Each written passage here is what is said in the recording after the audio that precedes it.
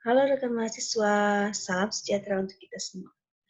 Kembali kita bertemu dalam materi akuntansi pajak. Pada pertemuannya yang ke-9, kali ini kita akan membahas tentang transaksi dengan mata uang asing.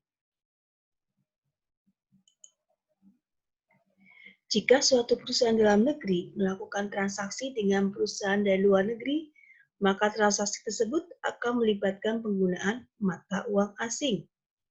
Aktivitas perusahaan yang menyangkut valuta asing, misalkan 1. Melakukan transaksi dalam mata uang asing, misalnya ekspor, impor, pinjaman luar negeri sesuai dengan PSAK nomor 10. Yang kedua, memiliki kegiatan usaha di luar negeri, misal perusahaan multinasional yang memiliki anak perusahaan atau cabang di luar negeri.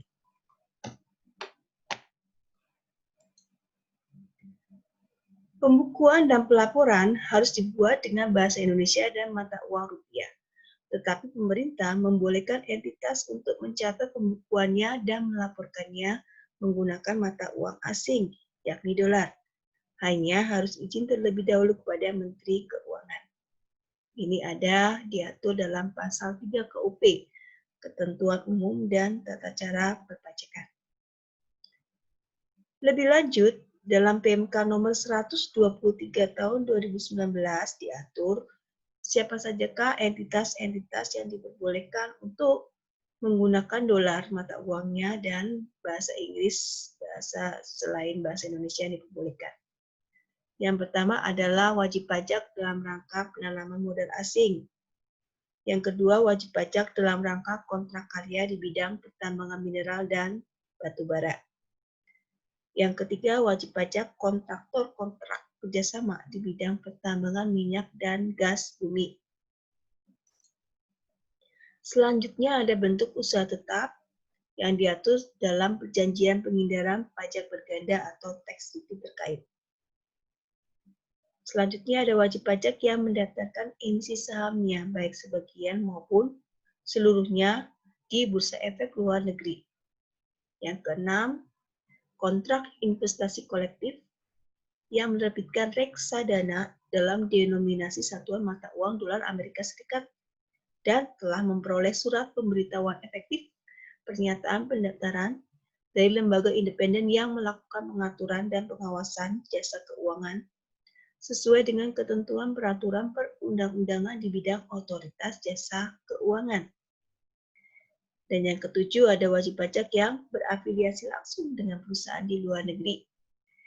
Yang terakhir ada wajib pajak yang memang menyajikan laporan keuangannya dalam mata uang fungsionalnya menggunakan mata uang dolar Amerika Serikat sesuai dengan standar akuntansi keuangan yang berlaku di Indonesia. Pada akhir setiap periode pelaporan, menurut PSAK nomor 10, maka entitas ini diwajibkan yang pertama, pos moneter valuta asing dijabarkan menggunakan kurs penutup.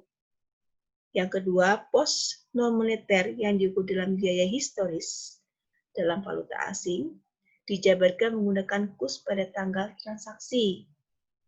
Yang ketiga, pos non-moneter yang diukur pada nilai wajar dalam valuta asing harus dijabarkan menggunakan kurs pada tanggal ketika nilai wajar tersebut diukur.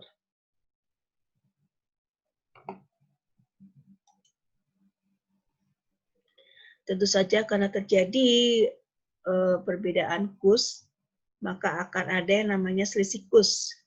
Sesuai dengan PSAK 10, maka jika terjadi keuntungan maupun kerugian selisih kurs dikarenakan perbedaan kurs di awal pencatatan dengan kurs di akhir periode, maka selisih tadi akan dicatat sebagai pendapatan komprehensif lainnya atau OC, Other Comprehensive Income. Secara pajak, selisih kurs yang menghasilkan laba atau keuntungan adalah objek pajak penghasilan sesuai dengan pasal 4 ayat 1 Undang-Undang Pajak Penghasilan. Dan kerugian selisih kurs merupakan biaya yang dapat dikurangkan sebagai pengurang penghasilan bruto. Ini diatur di dalam pasal 6 ayat 1 Undang-Undang Nomor 36 Tahun 2008 tentang Pajak Penghasilan. Contoh soal yang pertama adalah contoh soal bagaimana suatu transaksi menyangkut valuta asing harus dirupiahkan untuk kepentingan penghitungan pajak. PT Njironegoro melakukan penjualan barang elektronik ke PT Njobonegoro dengan harga jual $1.000 dengan nilai kurs yang ditetapkan oleh Menteri Keuangan saat itu adalah Rp14.000 per dolarnya. Maka dasar pengenaan pajaknya menjadi harga jual $1.000 ini kita kurskan dikali 14.000, hasilnya adalah 14 juta rupiah. PPN 10% kali 14 juta rupiah sama dengan 1.400.000 rupiah.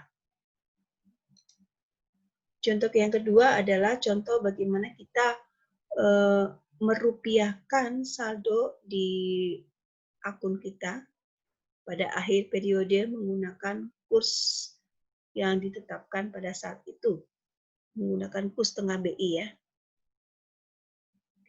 Saldo kas Bank PT Dalam Negeri per tanggal 1 Januari 2019 dalam mata uang dolar USD ada sebesar $10.000 dengan kurs 15.000 per dolarnya.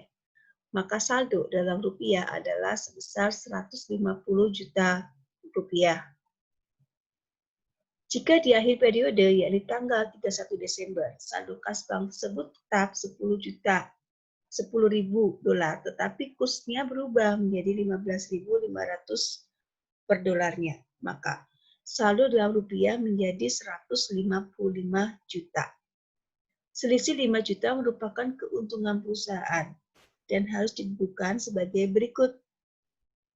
Di sini kita buat tabel jurnalnya. Ada tanggal, keterangan, kolom debit dan kolom kredit. Kita masukkan tanggalnya 31 Desember 2019. Kas banknya akan bertambah 5 juta. Keuntungan selisih kurs bertambah di sebelah kredit 5 juta. Seperti ini cara menjurnalnya.